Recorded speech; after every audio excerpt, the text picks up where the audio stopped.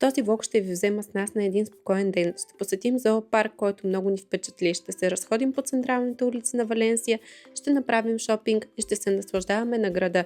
А вечерта ще завършим с красива вечеря в Бали. Не забравяйте да се абонирате за моя YouTube канал и да ме последвате в социалните мрежи. Останете до края.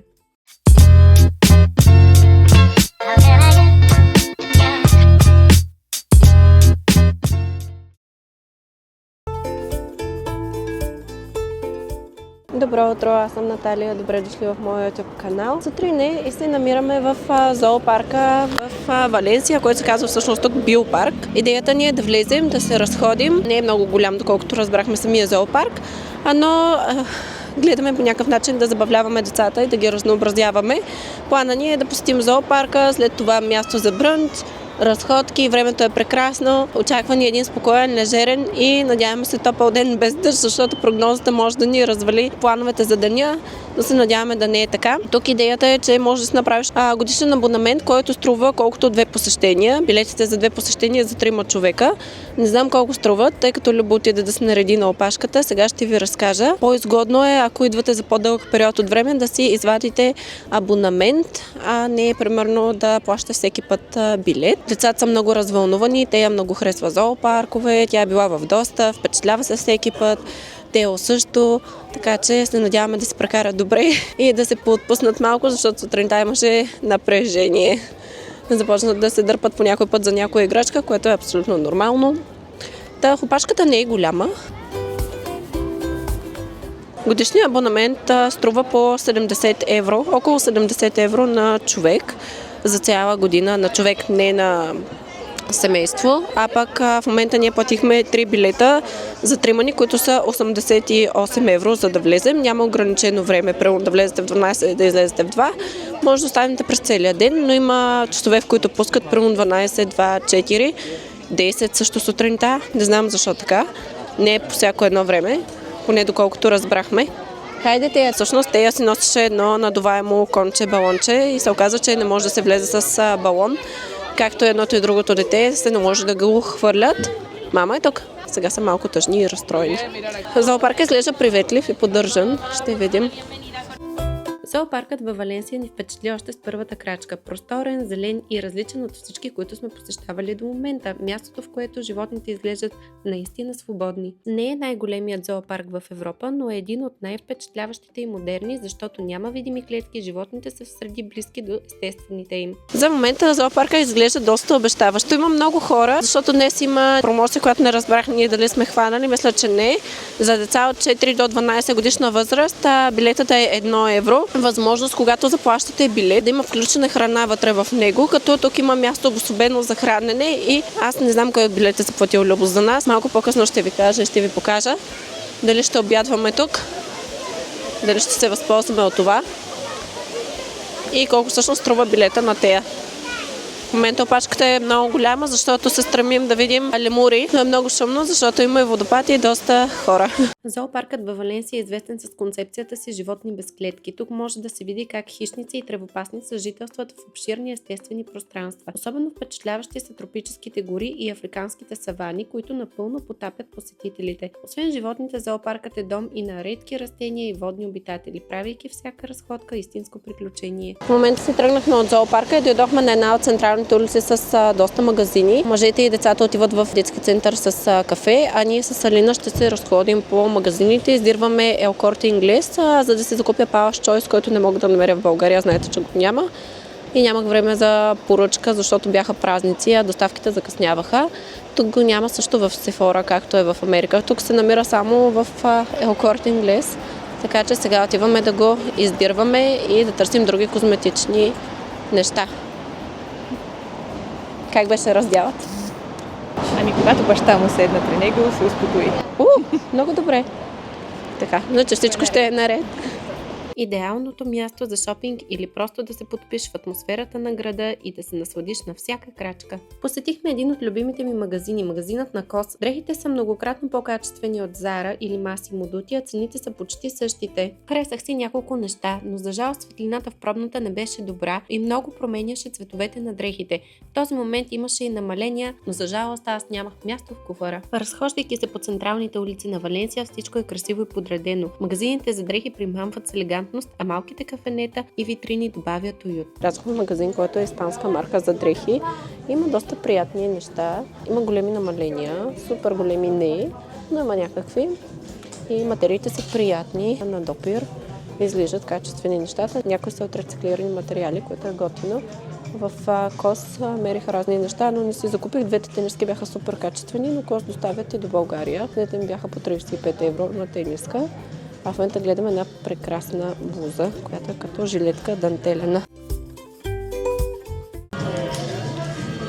Тази жилетка е доста готина, обаче. Малко е прозрачна. Котетата са на детски център и се забавляват заедно. И ще пият, и ще хапват нещо сигурно сладичко. Ще пиват бейбичино. Бейбичино, което е топло мляко. Но те много се радват. Така, слизаме и ще продължим нашата разходка.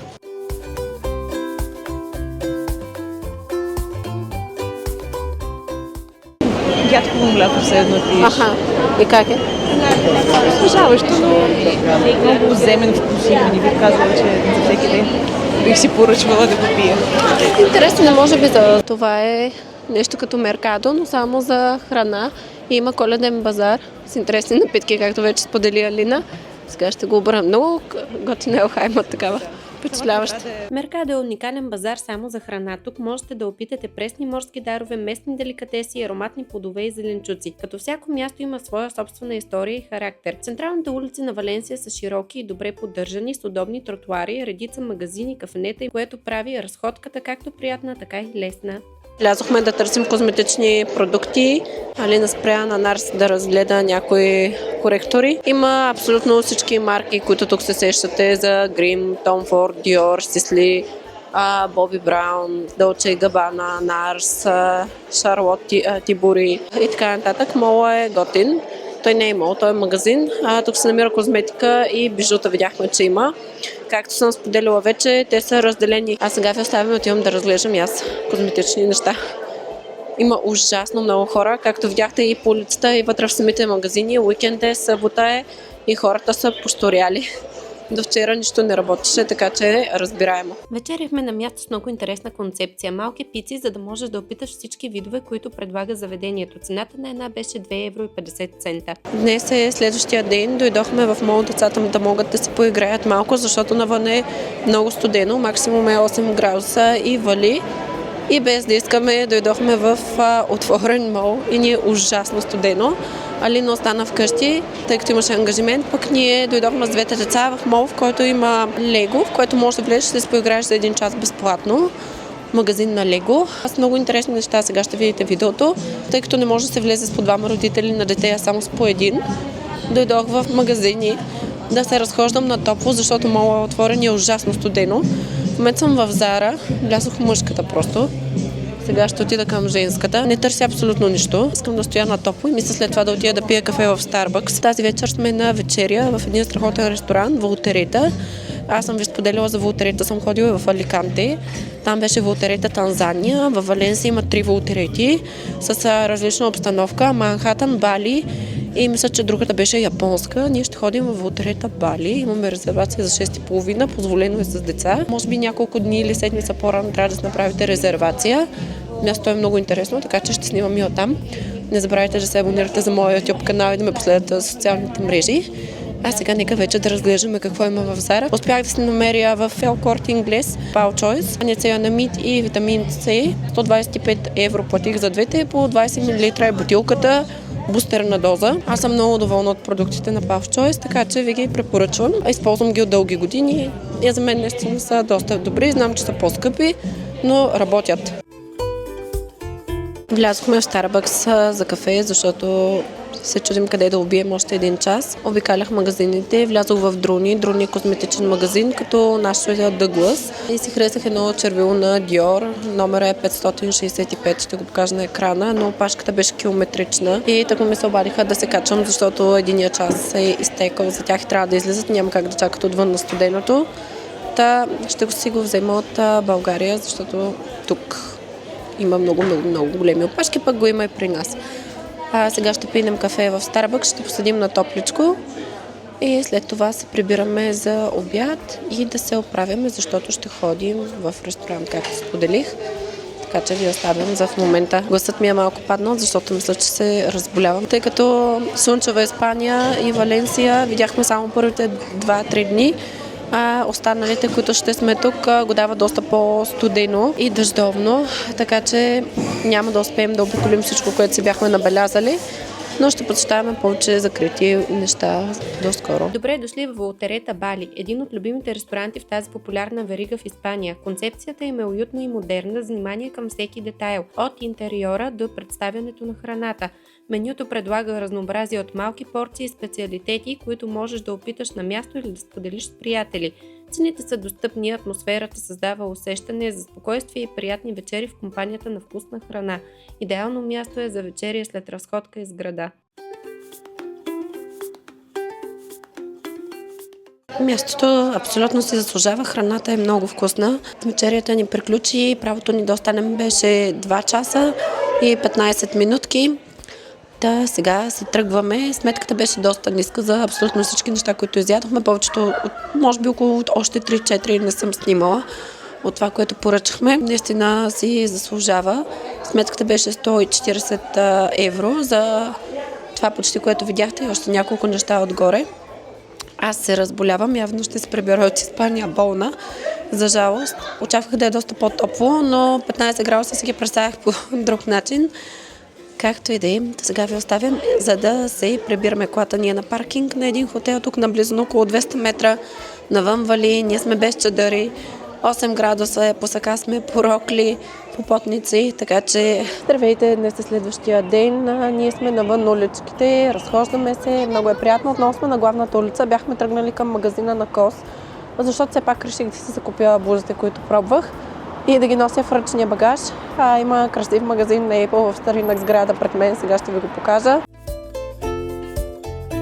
Защо са празни улиците? Защото днес е 6 януари, доколкото разбрахме е почивен ден. Вчера имаха празник, ще изпиша кой е празника. А днес също има традиция да се яде нещо като козунак, който е пълен с крем и вътре има нещо подобно на монета, да кажем, награда. Ще ви разкажа малко по-подробно. В момента сме се заплатили към място за брънч. Не знаем дали ще работи. Пише, че е отворено, но ще проверим.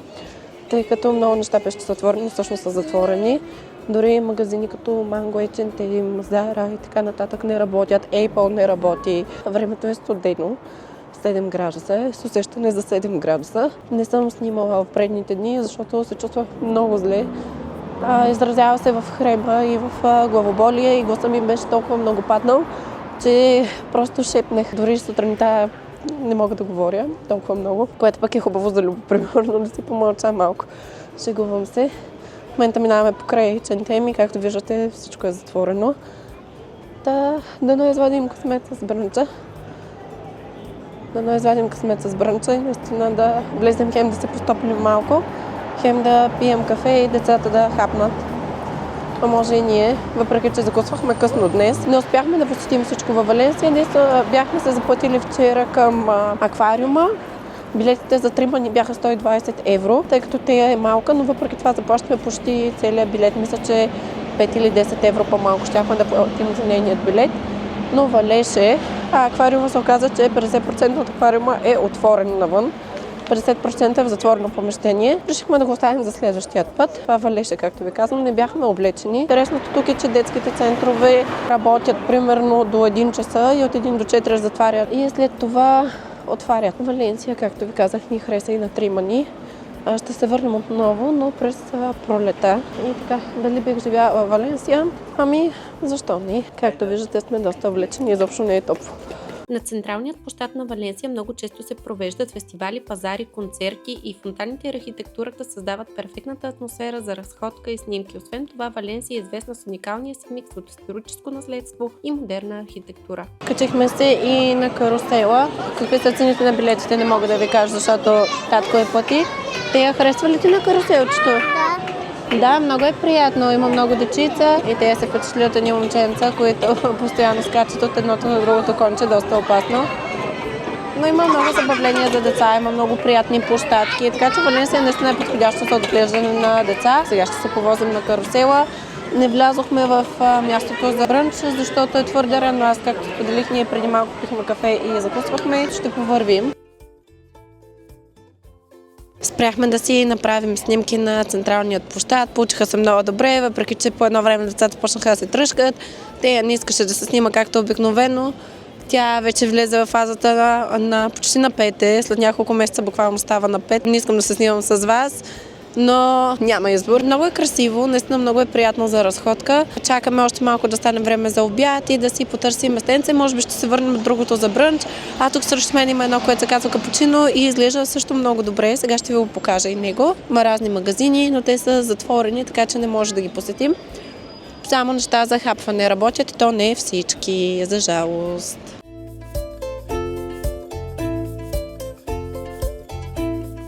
Снимките продължават. Сега децата са решили да се снимат само двете сами. Трябва да изчакаме да си направят снимки. Преча ли или аз трябва да дойда? Да вляза в снимката. Спираме осмото.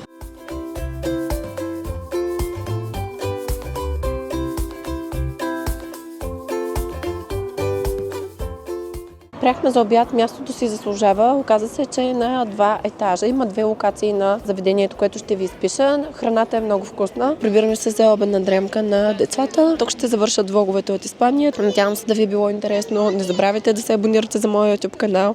Чао и до следващия влог.